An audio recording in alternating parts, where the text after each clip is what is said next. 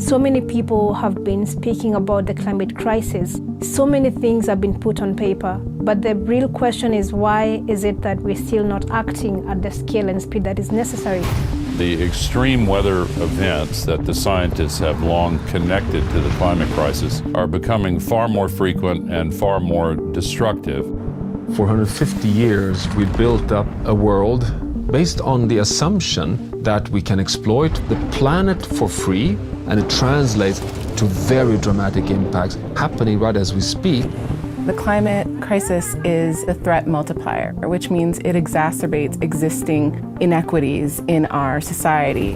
The impacts are felt most deeply by Black, Indigenous, and communities of color.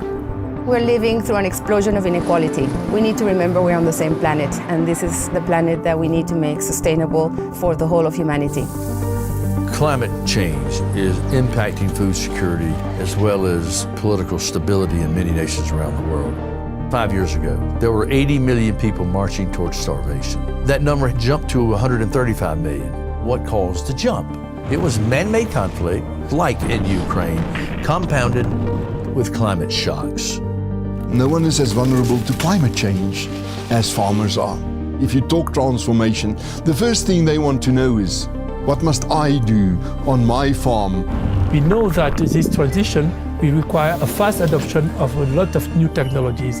And the question today is how to find the appropriate way to finance this technology. To put a number around it, it's an extra $2.5 to $3 trillion a year of additional finance that we have to find in order to get those emissions down.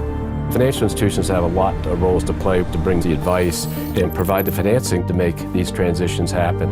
Younger generations are demanding a sense of purpose. They want to look at companies and say, I am investing with you all for this reason. With the upcoming 2 COPs taking place in Africa and the Middle East, we have this tremendous opportunity to put emerging markets at the forefront of our collective response to climate change.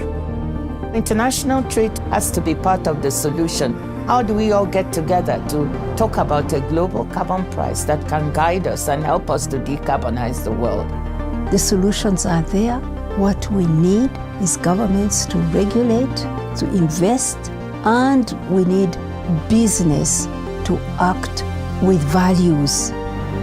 History will look at us, people, politicians, corporate leaders. These times requires not only solutions but speed. There is nowhere else to look than the mirror. We are the ones that need to do this.